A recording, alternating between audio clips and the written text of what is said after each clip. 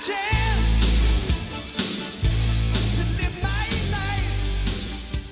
everyone, welcome to another episode of The Other Side of Addiction. I'm your host, Al Richards.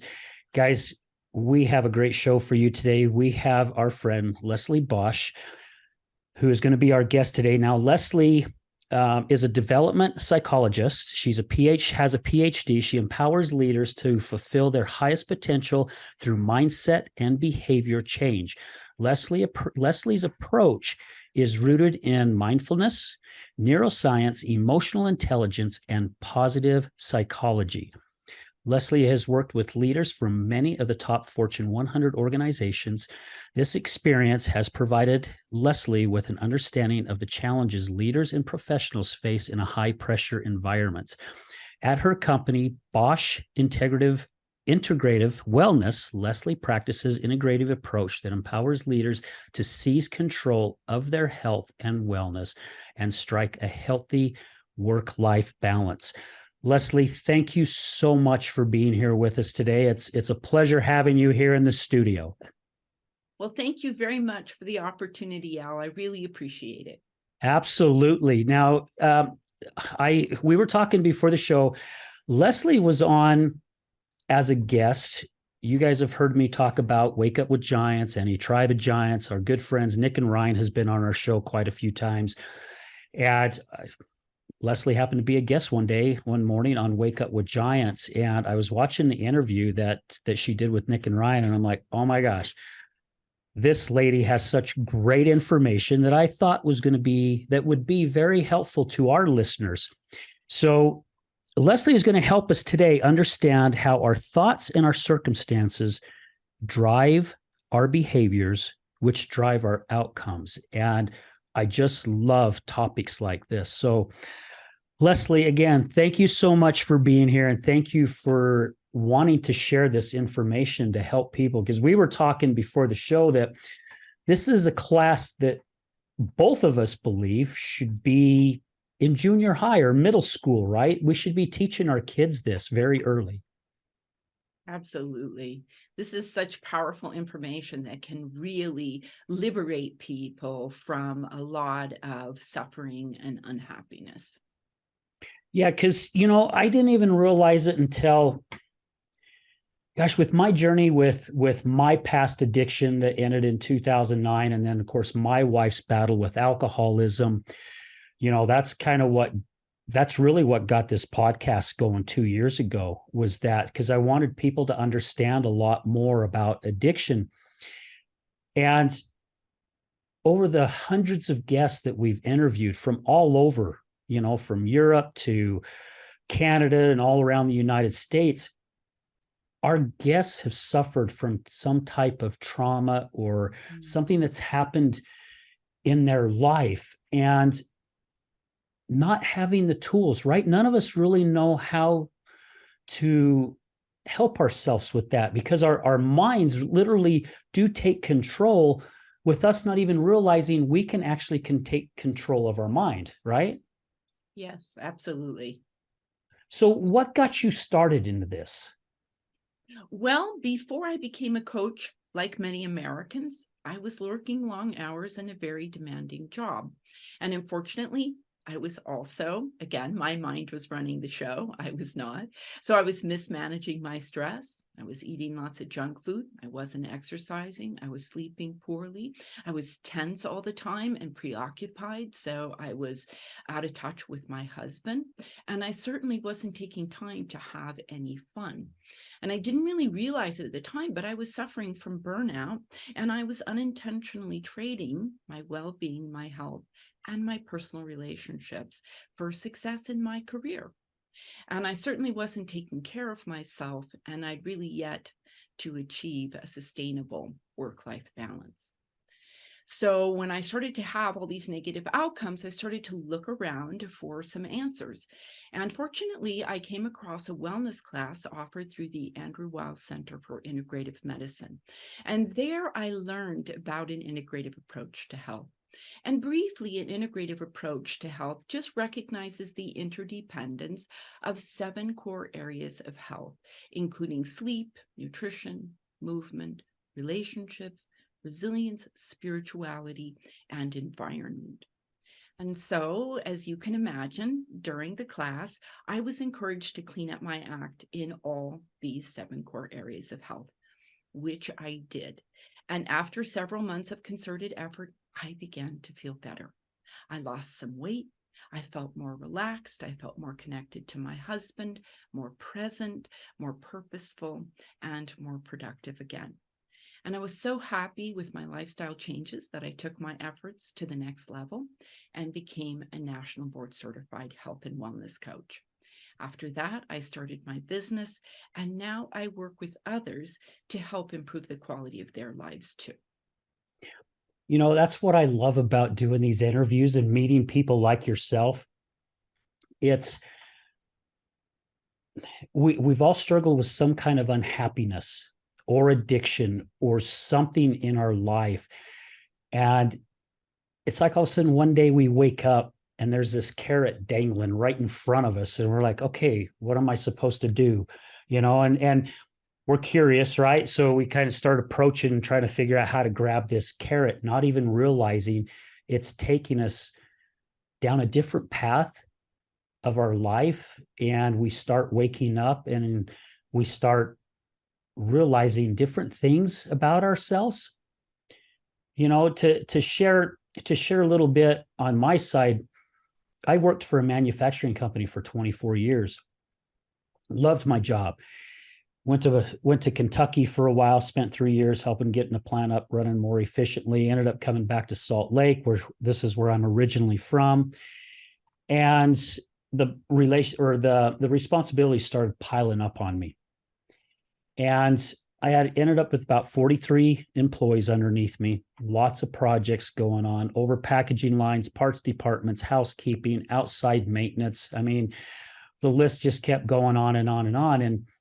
And the stress that I was under, I took my work home with me all the time. And I'm working 12, 13, 14-hour days. And I end up doing a line of cocaine at a party and drinking. And I'm like, oh my gosh, this is just really, I'm loose. I'm not thinking about work.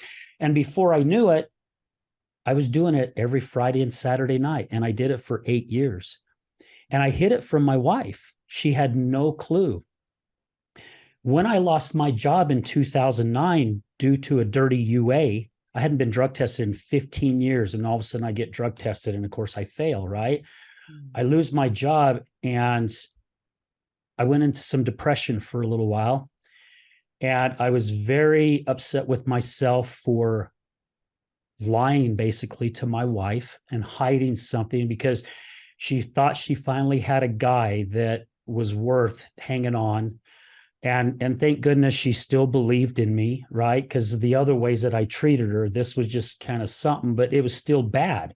Yeah. And I had a few people tell me that they didn't trust me. And it really shook me up thinking, well, I've not ever lied to you or stole from you or anything. And basically what they were telling me is I was a liar and a manipulator.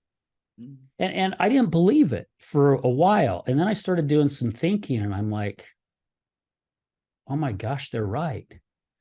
I grew up with a dad who was very hard on me. And I learned how to lie and manipulate my way out of a lot of circumstances so I didn't get my butt kicked, right?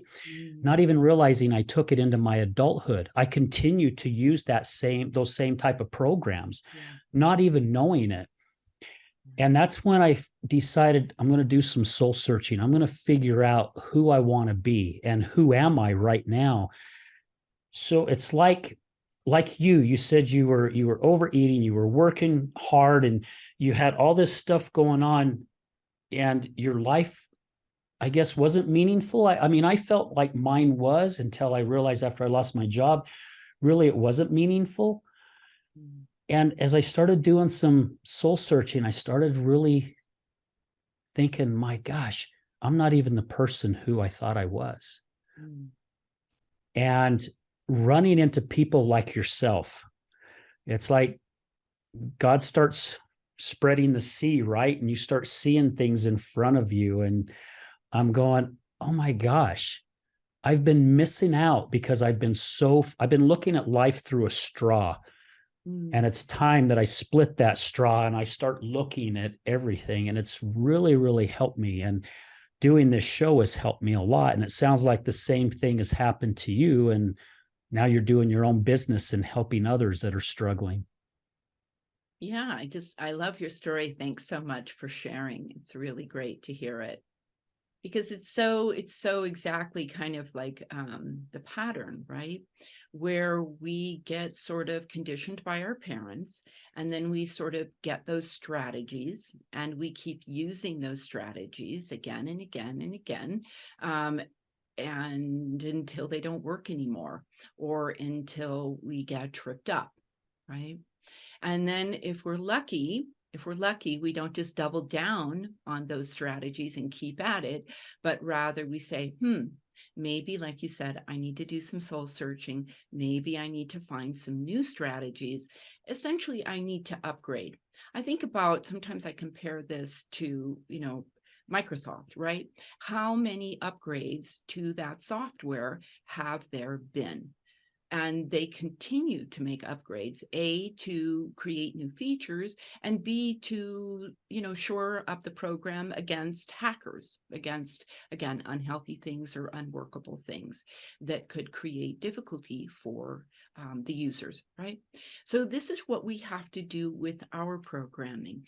Essentially, we get that software from our folks first time around, and that software needs to be updated again and again and again as we try and make our way through our life.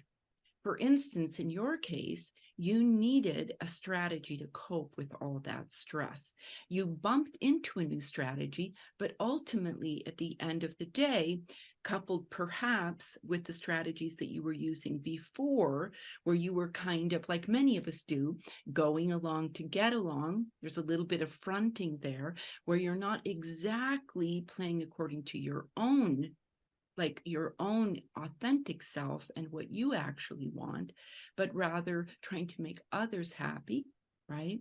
Yeah. So the coupling of those two kind of led you, it was a strategy that was working for you. It was helping you to manage the stress, but it was an untenable, unsustainable strategy in the long run. And essentially it ran out. It kind of, you hit bottom with it, or it just failed. It stopped working, and it created more problems than it was solving. And then you had to look again for new strategies. And essentially, this is kind of the process, I think, of our lives. For all of us, we need to continue to upgrade those programs, continue to get better, more workable, more sustainable strategies over the course of our entire lives as we're confronted with new challenges. I mean, you're 100% right, because I felt like I ran right into a brick wall. Everything that I had known was ripped right out from underneath me. Yeah. How many, and I know you can't mention clients and different things. However, I believe this is a good question to ask. How many people come to you and say, Leslie, I'm stuck and I don't see any way out, right? I mean, they're so stuck in their mindset again, they're still looking through that straw. I just Yeah. love using that analogy because if you do look through a straw, you don't see very much, right? You just see this Right. tunnel. Do you get quite a few your clients come in and just go, I don't see a way out of this. I'm stuck. And you think you can help me? Well, let's see, right? Yeah. Yeah. We're always looking for that. I love that you're saying that. One of the biggest indicators of quote unquote pathology is a kind of fixation, what you're calling that very narrow view on the world. And always, when clients are coming, they are always, whether they know it or not, they're looking for a broadening of their perspective. And again, I just want to normalize all of this. Everyone has to do this. Some people just do it easier than others. We always need to be looking to broaden our perspective so that we can see more of the world as it actually is, rather than as, through our filter, through our understanding of the world. Yeah. I like to use this. Well, it's not an analogy, but I've said many times on the show that the way I see it, there is no finish line. Now, That's there are goals, right? You can set goals and hit a goal and make another goal. But however, as far as bettering ourselves, it's like an endless staircase, right? There's no finish line. And you see this, and I love that Microsoft analogy that you brought up, right? They're constantly updating, and you see that a lot with professional athletes, right? I mean, Tiger Woods was a good example. The guy was dominating the PGA. He didn't have to change his swing. He didn't have to make changes. He was already dominating everyone. However, he was still doing it to stay ahead of things, right? Because people are going to start copying what he's doing and they're going to start catching on. So, yeah, I really am a firm believer that we got to continuously work Yeah. on making ourselves better because there's no finish line that I see. Right.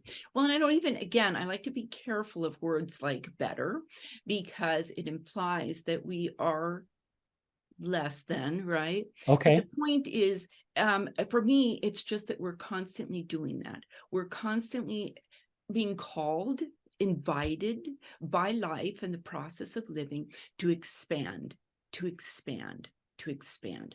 And I used to think the same.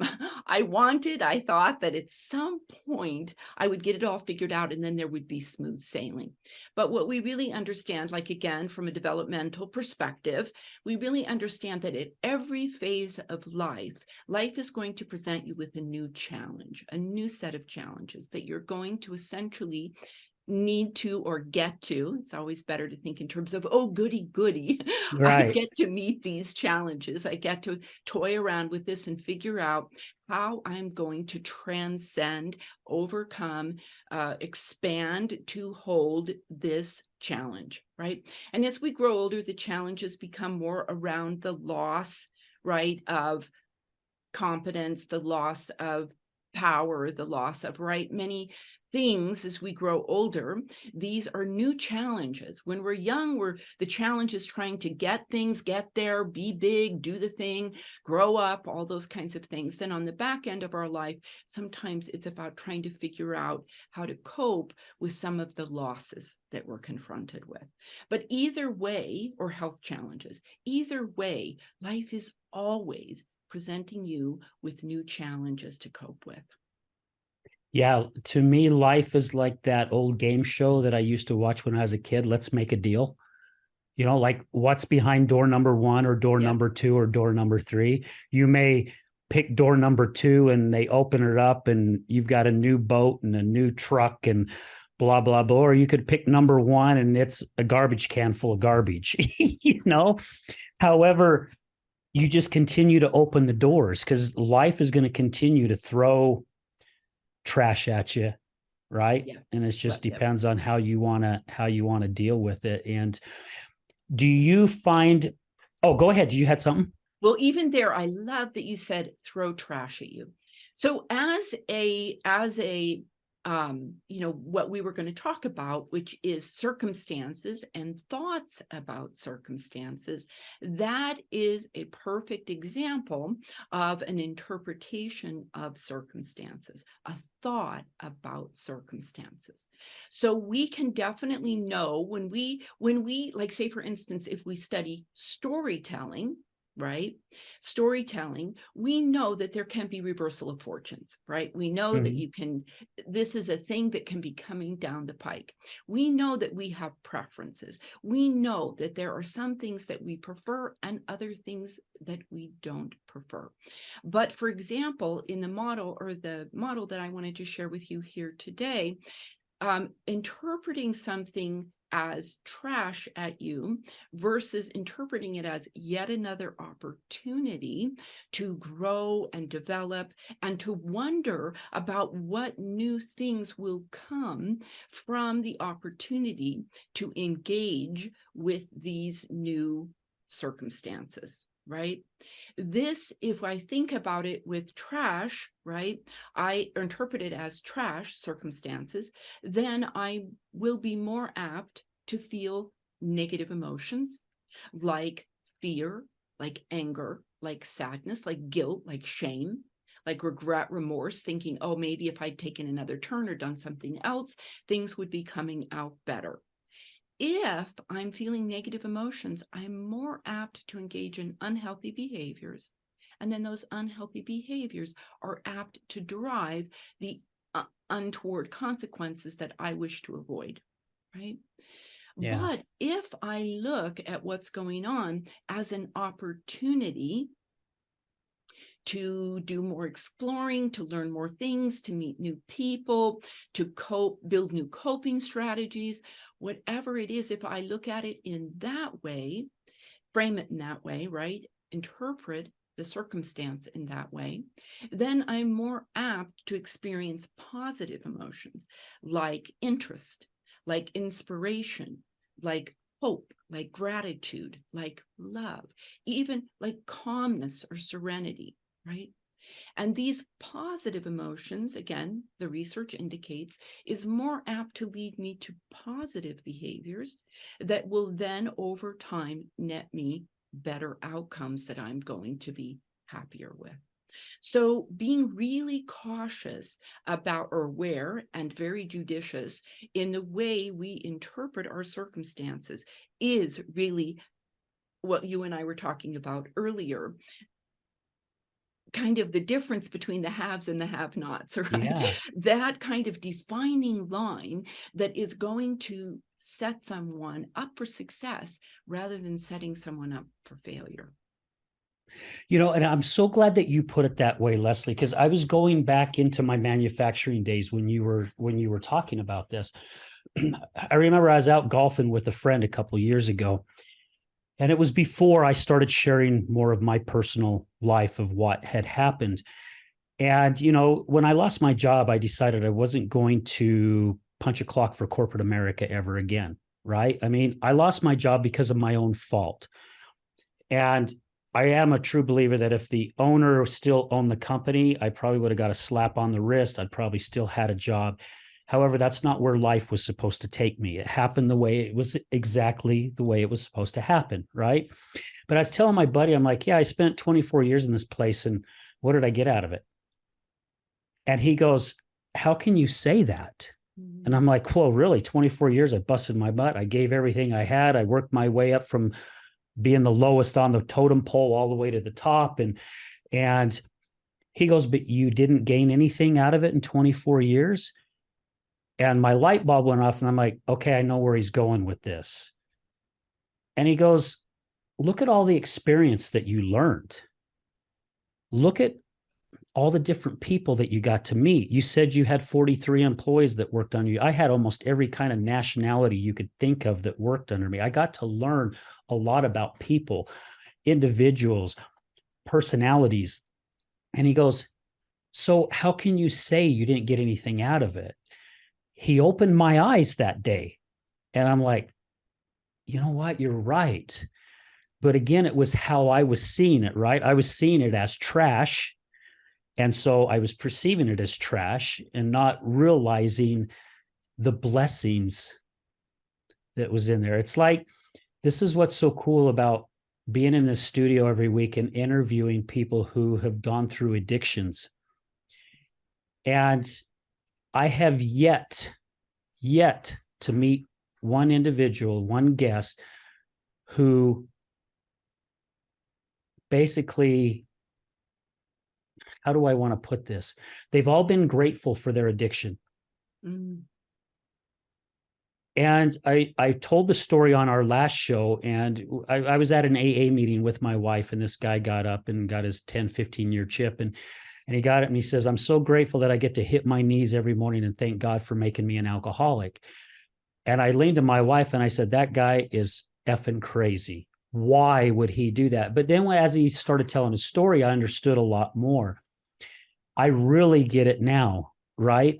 The blessings that he got from his addiction outweighs everything bad about the addiction. So even when I mentioned having trash thrown at you, if I had said that to one of my guests who has battled addiction, they would say, you know what? I could look at it as I get to go through this trash and I get to find something that's positive out of it. That's what they would say. Yeah. Well, and even more than that, I would say make something positive out There of you it. go. This is really what we talk about when we talk about sort of post-traumatic growth, because this is where, how can we help people? This is part of my job. I think part of your job as well, what you're doing. How can, like your buddy, how can we help people to do that? Because regardless, I understand why you were devastated when those 24 years ended the way they ended. It wasn't, you didn't end victorious. You ended in a way, right, in defeat. And so, but it was also the beginning of the next thing where you were going to build on, as your buddy said, the knowledge that you'd built, and also the knowledge that you were building as you were working to overcome that setback or that challenge, right? Yeah. That ending that you didn't want for yourself. And so how do we do that? And that's where there's the potential to help people understand this as a blessing, or as, again, everybody has to do this. Again, we're back to those who know how to do this, i.e., capitalize on setbacks, and those who don't. Grief is a built-in part of the process. Setbacks are a built-in part of the process. But knowing how to cope effectively with them, that's kind of a crapshoot, right? Whether or not you've been given that, or you have a kind of a talent for it, or you bump into something that helps you to do it, or you go in search. But the point is, that's really what we want. That's the game changer, if that makes sense. That's the difference that makes the difference. The secret sauce. Yeah, the secret sauce. Yeah, it makes a lot of sense. And I'm sure you get clients that even come in and feel like they're the only ones that's going through it, right? Because That's right. that's what I thought, right? When my wife was going through the depths and darkness of her addiction, I kept it quiet for a long time because I didn't want someone to judge me. I didn't want anyone to judge my wife. And I literally felt like I was the only person here in this huge, beautiful state we live in that's going through this, right? Yeah. Thousands and thousands of people here, and I'm the only one. And that really, yes. And that makes perfect sense why that's happening in our culture. We're a very, we are very, how can we say it? We're just very about success, about fronting, about having it all, about being flawless, about being on top of it, right? So it's kind of our culture that in a way invalidates our humanity, which is by definition, human beings struggle, human beings suffer, human beings have difficulties, period, end of story. But our culture sort of doesn't want to see that. So again, there's a lot of stigma around having difficulties. And so that encourages people to put those things like you did in a closet, keep it under wrap, keep it behind closed doors, and don't go out and seek community, seek answers, or if you do, okay, go over there with the therapist, but don't tell anyone you're doing it, right? And unfortunately, again, this is part of, this contributes to the suffering or the stuckness that people can experience, and certainly the stress that people can experience around the stigma associated with having difficulties. Right? Some difficulties are more acceptable than others, but ultimately in our culture, we really want to be hanging out with winners that are flawless, that have it all together. And this makes it very difficult sometimes to feel that we are part of the common humanity, and that we are not isolated, that we are not estranged. Yeah. Why is it that you feel why we are so afraid to show our emotions, right? We've talked about this on a lot of our other shows, how again it's that stigma and we're perceived weak if we cry, or if we get upset about, or if we're depressed about something. It's like it's something that's taboo, right? And God gave us all these feelings for a reason, right? We're supposed to experience all this. However, again, society, and it could be just our culture. I don't know if it's this way in other cultures, but it's like it's taboo.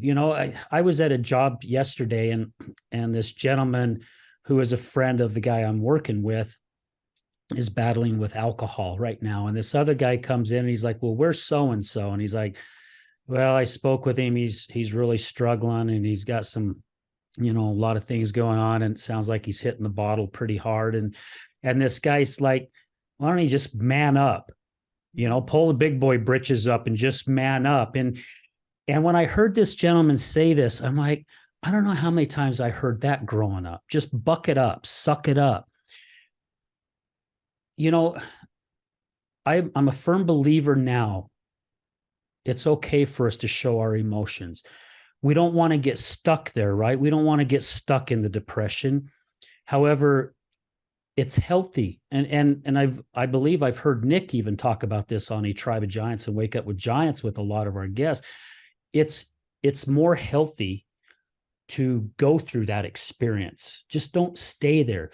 Deal with it and then move on to the next step, right? Right. Right. So a couple of things comes to mind. Number one, our emotions really point to things that are very important.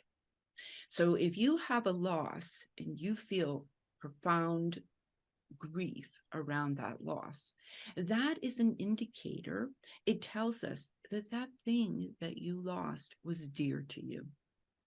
So sometimes, and if you get angry, right, at something, right, it probably indicates that something unfair is going on or something that violates your standards is going on.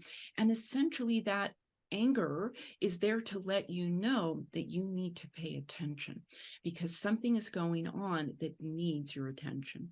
And you're absolutely right. Emotions serve essentially two functions. Number one, they signal. And number two, they sustain. So usually with your negative emotions, you want to use them as a signal. They alert you to the fact that, whoops, I need to stop. I need to pay attention. Something is going on here that requires my attention, especially negative emotions.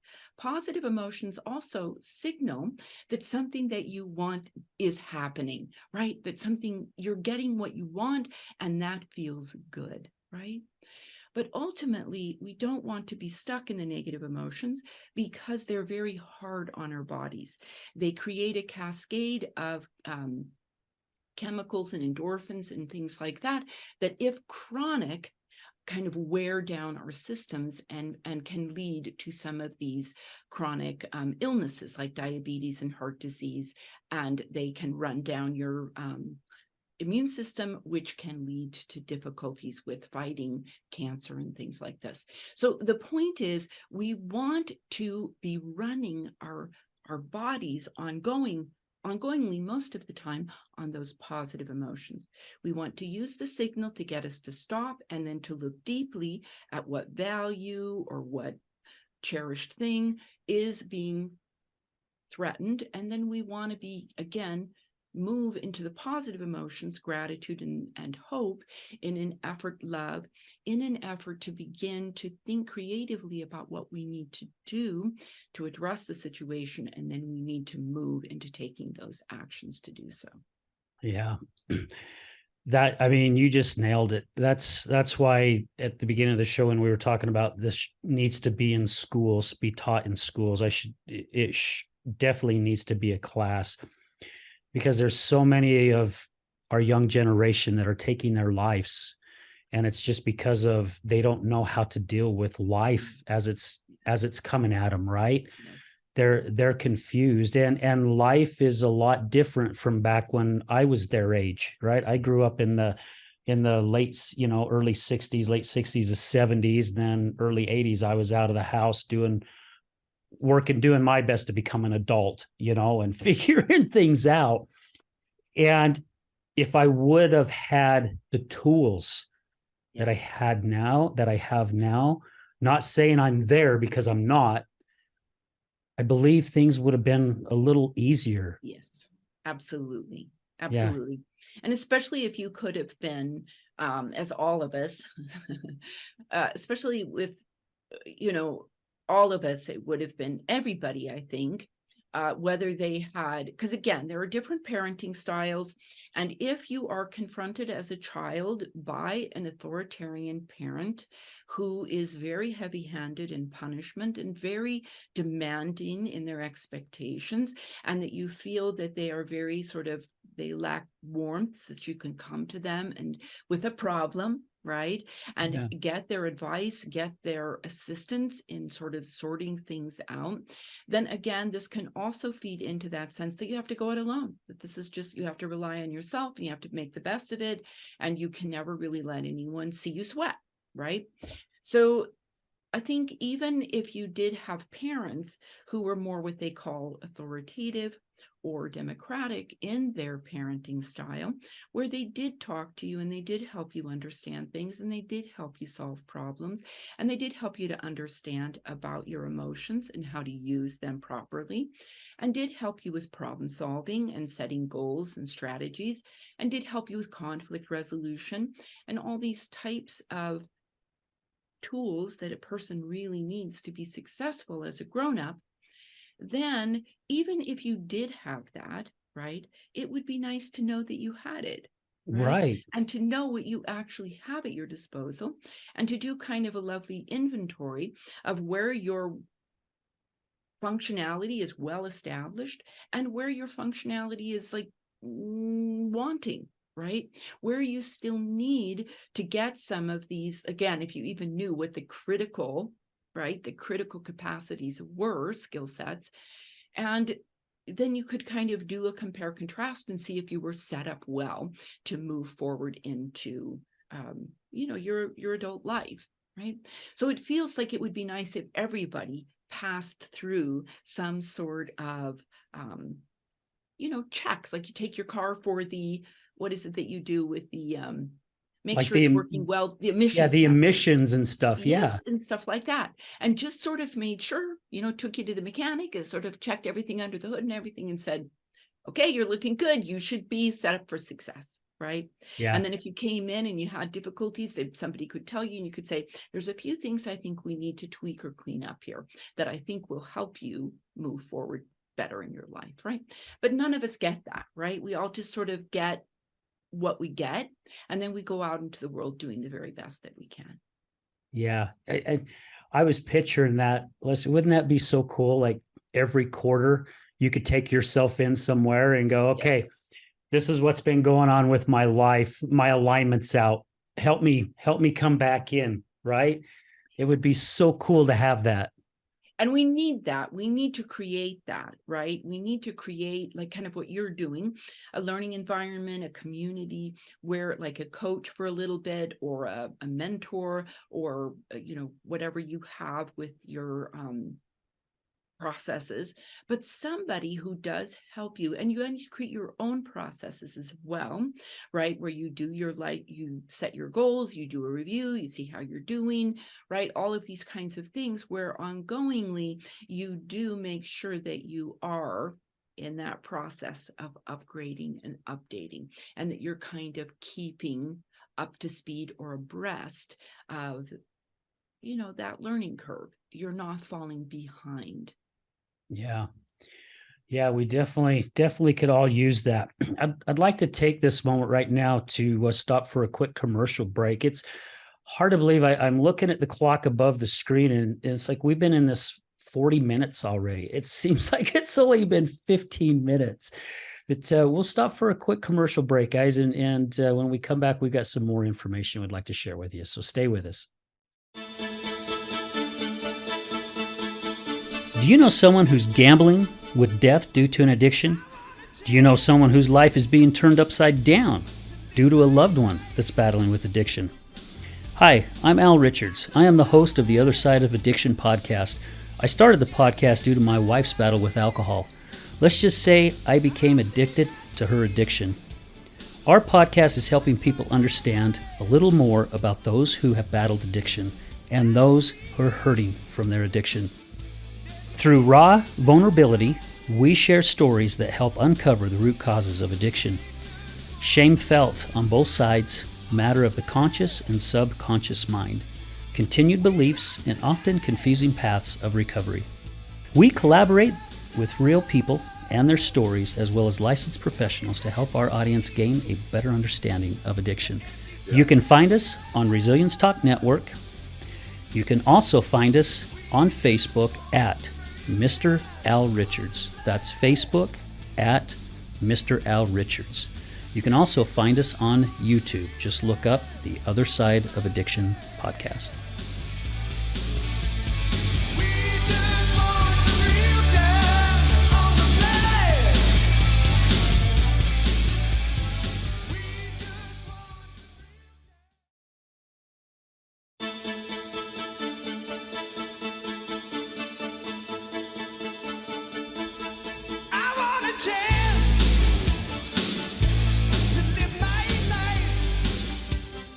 Hey everyone, welcome back to The Other Side of Addiction. We are with our special guest, Leslie Bosch. So again, Leslie, thank you for being here with us. It is an honor and a pleasure to have you in the studio. I wish you could be here in the studio live, because I'm a big hugger and I love hugging people. So I'll give you a virtual hug, but thank you Yes. so much. Yeah, Thank you so much. I really absolutely. appreciate During our commercial break, I was talking to you about a book that I read called Conscious Creator.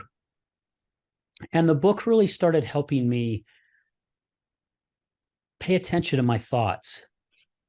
And I noticed when I'm driving down the road, we are so hypnotized when we're driving home or going to a grocery store, or wherever it may be. Our thoughts seem to take over, and we're so focused on all this stuff that's happening. And a lot of times I don't even think we realize what we're thinking about, right? And before we know it, we're at our destination and we're like, oh my gosh, I can't believe we're here already, because we were off somewhere else. When I started paying attention to my thoughts, I started realizing how much negativity was going on in my head. And it was like past events, current events, something that happened an hour ago. I mean, it was just flashes. And I started realizing that was something I didn't want in my life anymore, because as you said, how our thoughts and our behaviors kind of form our circumstances, right?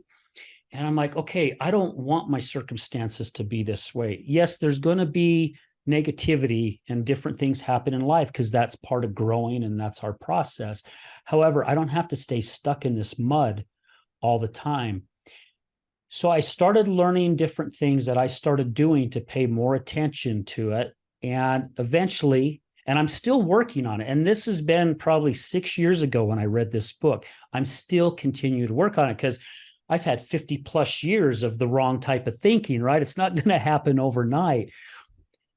You have a process that you work with your clients. It's like a 3-step process. Is that correct?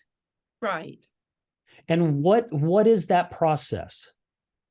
Well, essentially, I love, by the way, that you read that book. And that is like such an eye-opener to understand how our thoughts are really creating our feelings.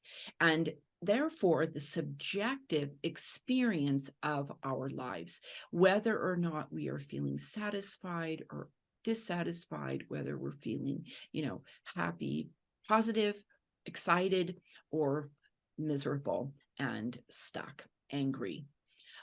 So this is the first step I already sort of shared with you, which is to really recognize that it is our interpretation or our thoughts about our circumstances that are really driving our emotions. A lot of times we think it's things like work pressures or parenting demands or church obligations or household duties or social calendars, but these things are not the things that are driving our feelings of either stress or overwhelm or dissatisfaction. It's really our thoughts about our circumstances. So this is actually really good news, because frequently you can't control your circumstances, but you can always control your thoughts. Now, just like you said, this can be challenging to move from, the thoughts that you have now to new thoughts, but it is possible and you can do it. So the first step is to recognize that it's about your thoughts.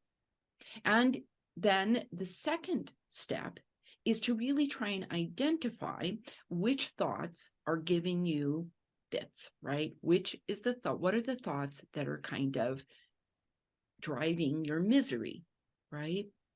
And typically we have identified like 3 thoughts that, there are many more, but there are at least 3 that most people are suffering from. And they are should thoughts, perfectionistic thoughts, and people-pleasing thoughts. These thoughts can often be very problematic. So in step 2, you want to identify which thought is troubling you. And then in step 3, you essentially want to change that thought.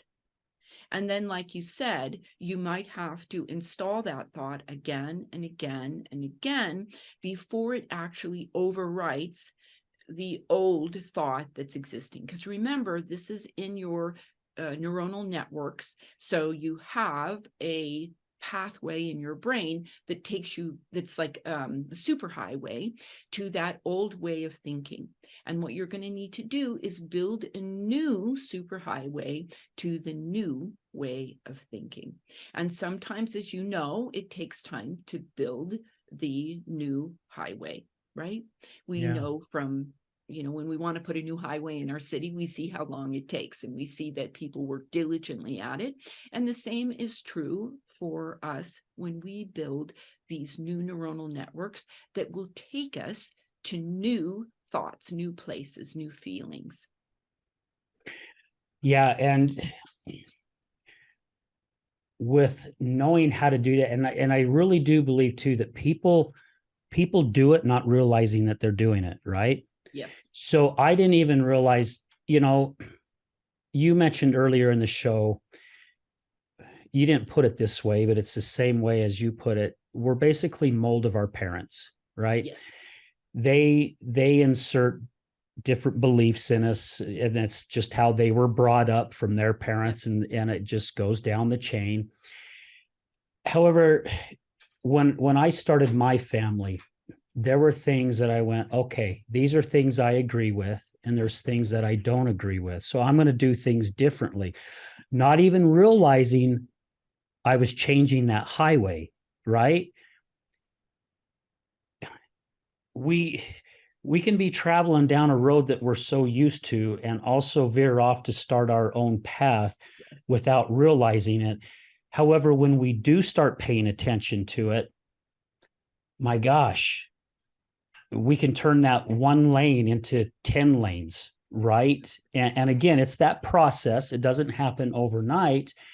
And it's crazy, because I've had my mom even say things to me about, well, you need to tell your daughters this or your daughter that. And it's like, no, I don't. That's what you do with me. And I don't agree with that process. Their life is their life. And then if they ask me for advice, I'll give them my suggestions. However, they get to choose what's best for them. And I think we have to really pay attention with our thoughts, and like the 3-step process that you have to go, okay, what is benefiting me? This one doesn't. Okay, we'll toss this off to the side. That one, nope, that one's no good. This one, yeah, this one has some potential, right? However, as we mentioned before, that one you threw away, it's like the wind's blowing right back in your face. It has a way of finding its way back in. However, if you're paying attention, you start catching it, right? You may have to throw it out a dozen times, if not more. However, each time that you throw it out, it takes longer to come back. Right. And for me, in my process, I kind of think about it like, didn't you get the memo? Right? That's the old. This is the new. Please make a note of it. Yeah. Yeah. And so it's, in a way, you're not even throwing it out. You're just simply saying, here's an exchange. This was the old, and you're marking it in that way in your brain. You're marking it because, in a way, remember, it's kind of fun to know, oh, when I was 8, I thought like this. Then when I was 25, I thought like this. Then when I was 35, I thought like this. Then I had this really incredible thing happen, and I had to revise that thought. Really, we're talking about our understanding of the world, right? The map of the territory, the model of the world that we're building, which is really a reflection of our understanding of reality, right? Of ourselves, of others, of how things work, et cetera, et cetera. So it's nice to be able, at some point in your life, to be able to reflect and say, oh my gosh, look at how I've been growing or changing over time. So the point is, here, we're really not even saying that that thing is bad and throw it away like rubbish, but rather we're saying, oh, that's the old. Look, I'd like to revise that and make that again, or even just something very neutral like 1.0, 2.0, 3.0, 4.0. And then just recognize over time, I can see how I've developed, how I've grown. And this can be really fun. So essentially, again, it's about the conversation that you're having with yourself, right? It's as if there's a part of you that decides, no, this isn't really serving us anymore. We need to revise this law, this rule, this understanding. So I'd like you to make this revision, and then you give it back to the part that's running it, right? It's almost like you're the CEO and you give it to the COO. Yeah. Right? Yeah. And the COO now goes and implements, right? So if the COO comes back to you using the old standard operating procedure, you remind him as the CEO, no, remember, didn't you get the memo? We upgraded that standard operating procedure. And then this, oh, that's right, I remember, that's right. Here's the new, let me go back and use the new standard operating procedure in order to conduct our affairs. And bit by bit over, because it's a very kind, matter of fact, real grown up kind of way of coping. We don't want to have, again, we want to be a CEO who's kind and understanding, but firm, rather than one who has a meltdown every time this happens, right? Right. We Yeah. want to, the tone, the attitude around which we remind others of the changes that we, in our vision of what's possible for our company, for ourselves, for our life, have made. And then that we want these other functionalities, right, within us. We want those functionalities to get installed, if you will, in that way. Again, it's a metaphor, but it does seem we as human beings work in relationships. We come into being in relationship. We create relationships. We function inside of relationships. So everything that we do is very relationship based. So we want to have a relationship with ourselves, both our younger selves and our would-be future selves. And we want to have that way of relating be incredibly loving, kind, interested. Again, we want to have that good tone, right, if you will, that we're taking with ourselves. And this is another huge component of making these changes. Yeah, when Nick was on the show, he was talking about how we have the capability of unplugging neurons and plugging it back into something positive. He's like, it's like changing plugs. You're plugging your vacuum in one outlet and it doesn't work so well, or it's loose, so the vacuum's on and off, and you pull it out and you go and you put it in a different outlet. He's like, people don't understand they have that capability to unplug those and plug it back into something positive. And when he said that, that really got me thinking too, right? Even though I've read all these different books, it's like you only catch so much of certain things. And I'm like, gosh, I didn't even think of it that way. And that is so neat to know, right? It's so cool to know that I don't have to stay stuck in this stagnant water anymore. I can literally change it. And we had a guest on our live show last night who was talking about how it's never too late, right? That's right. She had a client that was in his 80s and he was changing. And I thought that was really cool because my mom, bless her heart, she's in her late 70s. And I've been doing my best to kind of make comments to her because I know she has to make the change on her own, right? I can't make her, it's her choice. And she always tells me it's too late. She's lived her life this way too long. It's too late. And I'm like, Mom, it's never too late. And our guest last night proved that, right? I mean, she had a client that's in his 80s and he completely changed his life around. That's amazing. So it goes to show it doesn't matter what age we are, we can make a difference and make a change. Absolutely. We can decide, we can envision a new chapter for our life and then begin to take actions that will make that vision a reality. And that really is kind of the miracle of being alive and of being a human being. Yeah. Do you get to where I'm sure you give your clients homework, right? I'm sure they have assignments that they have to work on while you're working with them, or maybe not. But do you find where you ask a client, okay, this next week before I see you again, or however it may be, I would like you to work on this, and then we will touch base on it when you come back. Do you have some that come back and say, yeah, I did what you asked and I didn't see a change or I'm not feeling anything different? And being the professional that you are and knowing how to go about this, you start asking him questions. And before they realize it, before they know, they have realized, oh my gosh, something did change.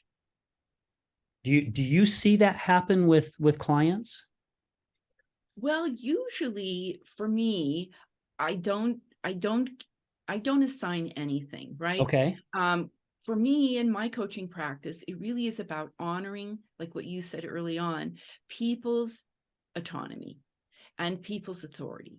And a lot of times when people come into coaching, they really are expecting you to tell them what to do, right? Because they don't know. And they're also really used to people telling them what to do. I mean, rarely do people say, well, I don't know, what would you like to do? But when you're in coaching, that's when you come to coaching, that's what you're hoping your coach is doing for you. If you want sort of what you're saying, then you go to your doctor, you go to a consultant.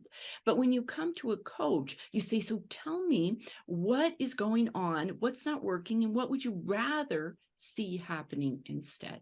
And then people tell you about what's important to them. And even if they can only tell you at this point about what's not working, then I can help them dig deep to try and understand, well, what would the opposite look like? And then we can begin to build that thing they really want. So essentially, I'm always looking to build excitement and desire. So at the end of the session, I'm always asking them, so we talked about a lot of possible things that you could explore. What to you is the most intriguing? And then clients tell me, oh, I'm most excited about this. Okay, how could we get started with that? Then I help them to make sort of SMART goals around that, which is setting them up for success. And then they are like, oh my gosh, they can't wait. They're leaving the session like they're Yeah. galloping out, right? And then we tell them that I let them know that they might run into that they'll do the thing, and then they will come back and we'll celebrate their successes. We'll talk about challenges that they had, and then we'll reshape it, and then we'll get them back out there, and we just keep doing that and doing that and doing that until they start to get some traction. People report over and over and over again that they just never expected it to be so much fun. And Right. ultimately, that's because I am gravitating and helping them gravitate towards those places where there's desire already. And basically just fanning those fires and then giving them permission, perhaps for the first time, to move towards those things that they want, that they're excited about. That makes a lot of sense. So basically, they're coming to you with the seed already planted, right? The seed's there. You, as a coach, you're just teaching them how to water and cultivate it, right? Exactly. And as it's growing, as it's going through its growing process, there's different ways to help it grow better, right? Or for them to just basically stay in the game. One of the Yeah. biggest things that you do when you hire a coach is you signal to yourself that you're serious. And when you pay a coach, you put your money where your mouth is. And this is one of the biggest things that starts to fuel transformation. So essentially, this is really critical. Yeah. You know, and it's crazy because I heard for years, Leslie, that coaches are just, they're a farce. You know, it's like they're just people who are taking all your money. They're not doing anything for you. And I heard this for years. And since I've been on my growing process, okay, since 2009, I've realized those people are lost that are saying that, or maybe not lost. Maybe that's not the right word. It's just that they're not opening the blinders, right? They're still looking through that straw. Because And you're right. I think a lot of times people have to grow up. Well, first of all, we want to say not all coaches are created equal. right, So you right. definitely want to make sure you pick a good one. Yeah, But the other absolutely. thing is, I think you're right. A lot of times we have to grow up, cultivate our dissatisfaction to move out of the comfort zone. So a lot of times people could be offered a variety of tools, a coach being one of them, and people could be looking for any excuse to discount that tool so that they can essentially give themselves permission to stay in the status quo, because they have yet essentially to grow up their dissatisfaction sufficiently that they are like, oh my gosh, change is terrifying, but this misery is worse, right? Right. So I am finally ready to go over that threshold. And this is part, like, a lot of scholars, I love scholars, they're always sussing these things out, finding out what's going on empirically for people in their lives. And there is definitely a change process that does take time for people to move out of what they call that pre-contemplation, that status quo where they really don't believe they have a problem that needs to be addressed, until they get pushed out of that. And usually they have to have something that happens, like you in your case, that creates a tremendous amount of negative emotion that signal to people they've got to make a change. Then they come into the next phase of change, which is where they're kind of on the fence about it. Yeah, I know I should, but I don't know how, or could I, should I, I don't know. Sometimes they're caught in that, and they can be caught in that for years Yeah. before they're finally something tips them over and they decide to start looking into possibilities. That's the next phase. And then once they look, they start to make their choice about what, like you say, what path towards a new possibility they're going to take. And there are so many paths, right? Sometimes people can get stuck in that because there are so many options. It can be difficult to make a choice and just get started. Then from there, people get the next phase, people get into action, and they stay into action for like 6 months, earnest action, trying to make that change. And then after that, they get into the final phase, which is where they're in maintenance. Essentially, they're committed to making that change. Sometimes there are setbacks, but immediately they recover and they get back on track. And so there is a process of change, and people can get stuck in those first 3 phases, and they can spend their entire life never actually getting out of that phase. I had a guest one time ask me what a lot of our guests have done to move out of where they were at and what I did. And I said, really, I don't think there was a process other than I took a step forward, not knowing where it was going to go. All I knew is I was not going to step backwards. And I said, I took a lot of baby steps, right? It's like as we're babies and we're learning how to walk. First, we're on our bellies or our backs, and we learn how to roll from one side to the other. Then we realize, oh, we got hands and knees. And oh my gosh, look, I can get from point A to point B. And then you're curious about what's on top of something and you stand up. And as many times as we've had fallen and bumped our heads or fell backwards or hit our chin on whatever, we never gave up as babies. We continue to move, right? To move forward. And I kind of use that as an analogy as working on ourselves, right? You're not going to get it overnight. It's just like you just don't take a magic pill and all of a sudden, you've got it all. It's that process. And again, it's taken me since 2009 to even get me to where I'm at today. And I'm still working on it because I know I'm not even close. I've only scratched the surface this much in umpteen years, 14 years, or whatever it may be. However, I've tasted this much and it tastes really good.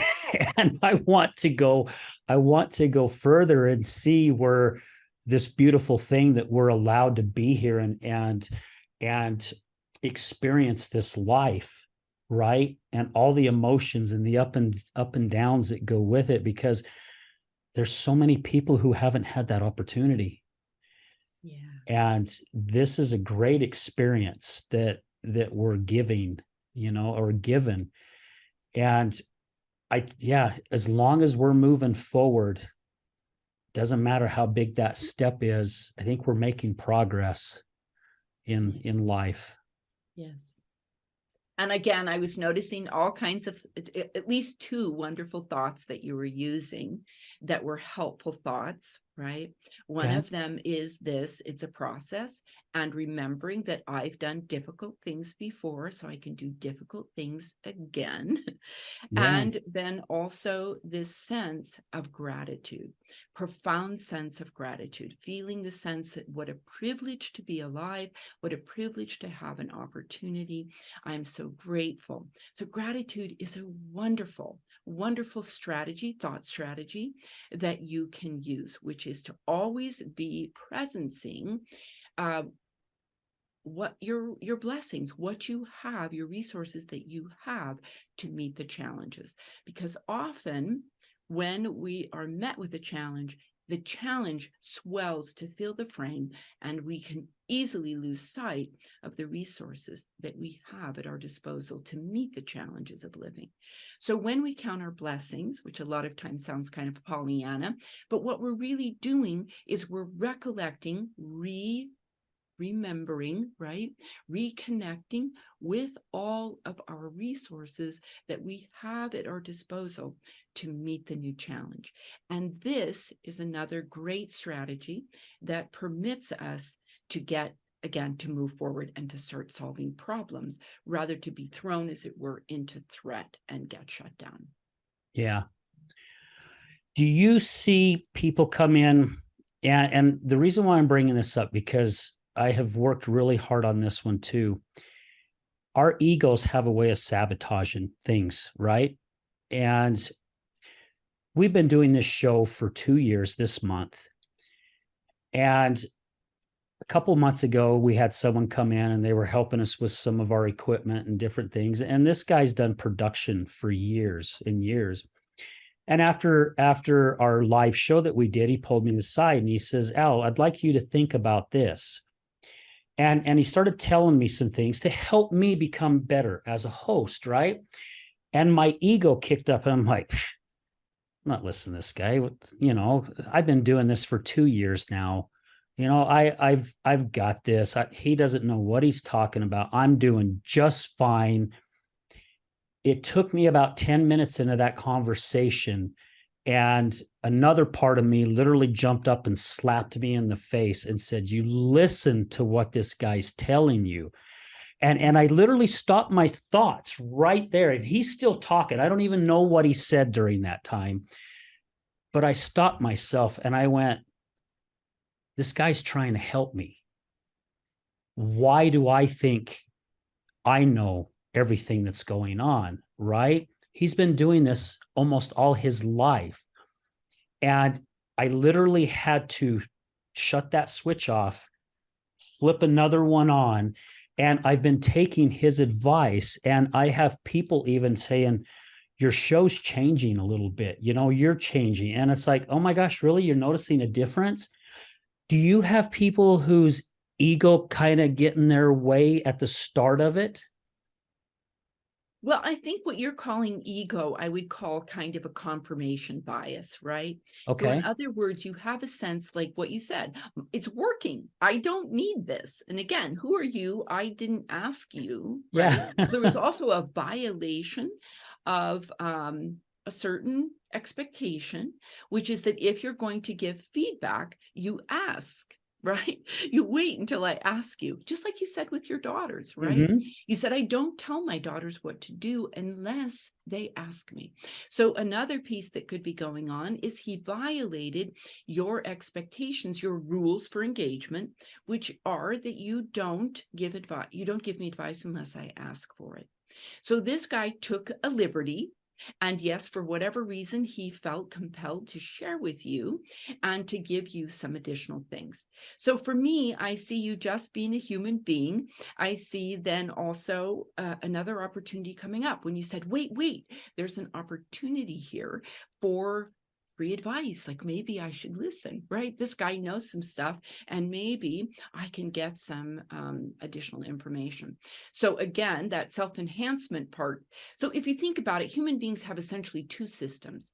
They have a system that's about stability and maintaining the comfort zone. And they have another system which is about self-enhancement. And basically, you started with the stability system, and then suddenly the self-enhancement system kicked in and said, hey, wait a minute, there might be an opportunity here. Let's pay attention. And then you had to kind of, somebody made the call, you, again, managing your brain, made the call saying like, oh, look, yeah, you're right. I think I will switch to this system and let the other system go. Right. And then you started listening and you started trying to gather new information. Now, me, in terms of the relationship, I would be like, oh no, don't slap yourself. That's not nice. That's not kind. Rather come up to yourself and say, hey, Al, maybe there's an opportunity here. Let's listen in and see if we can learn something. Right. And it would be like sort of word to the wise. Right. Yeah. Let's switch gears. Right. So I would sort of prefer that, but I'm not surprised that you have that kind of, based on what happened with your dad, that you have kind of more that heavy-handed, let me get your attention right now, I'm not kidding around, Yeah. approach built in.